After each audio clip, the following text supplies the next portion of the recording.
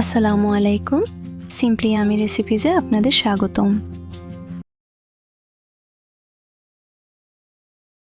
আজ আমরা তৈরি করব স্বাস্থ্যকর এবং ঝটপট ওটস সবজি প্যানকেক।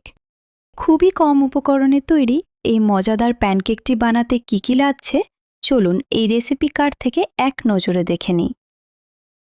প্রথমে একটি বড় বাটিতে ওটস পাউডারের সাথে 2টি ডিম, গাজর কুচি এবং আপনার পছন্দের সবজিগুলো মিশিয়ে নিন। স্বাদমতো লবণ ও গোলমরিচ দিয়ে একটি ঘন ব্যাটার তৈরি করুন। এবার ননস্টিক প্যানে সামান্য ঘি বা অলিভ অয়েল ব্রাশ করে মিশ্রণটি গোল করে ছড়িয়ে দিন। মাঝারি আঁচে 2 পিঠ লালচে করে সেঁকে নিলেই তৈরি আমাদের আজকের হেলদি ব্রেকফাস্ট।